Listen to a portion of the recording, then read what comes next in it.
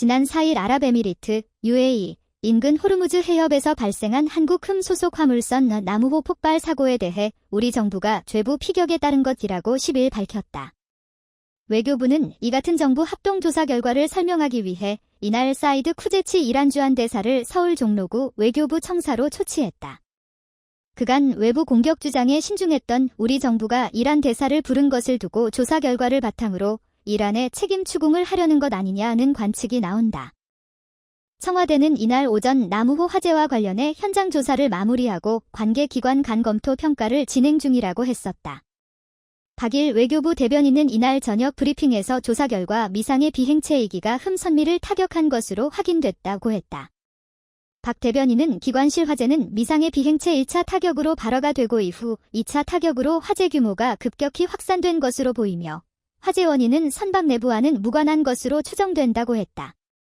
외교부에 따르면 CCTV 확인 및 선장 면담 결과 지난 4일 현지 시간으로 오후 3시 30분쯤 미상의 비행체이기가 나무호 선미좌현의 평형수 탱크 외판을 약 1분 간격으로 2차례 타격한 사실이 확인됐다. 외교부는 이날 외부 공격으로 나무호 선체가 훼손된 사진도 공개했다.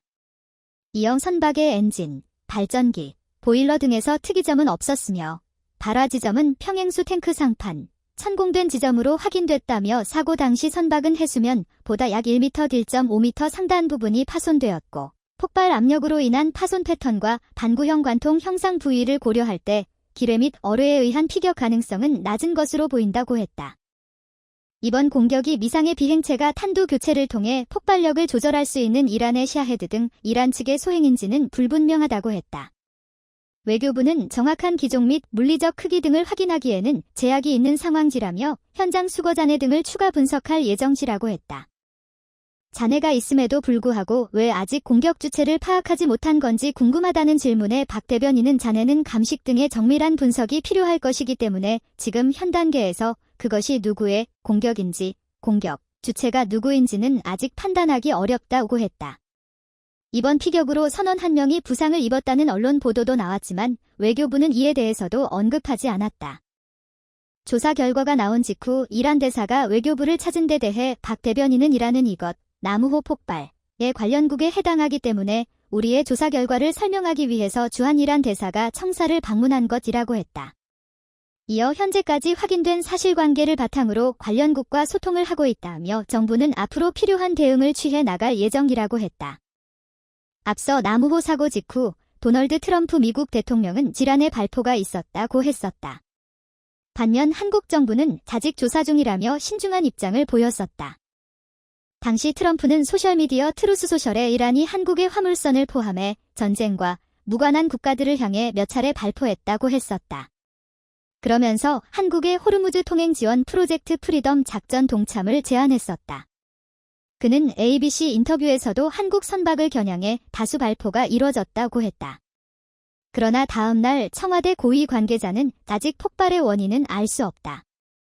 피격인지 아닌지도 지금 분명치 않다며 일단 조사해봐야 하는데 시간이 꽤 걸린다고 했다.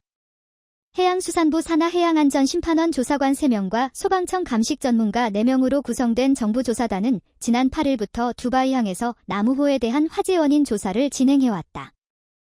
이와 관련 이란 국영 프레스 TV는 지난 6일 해상 규정을 위반한 한국 선박을 표적으로 삼았다고 보도했다.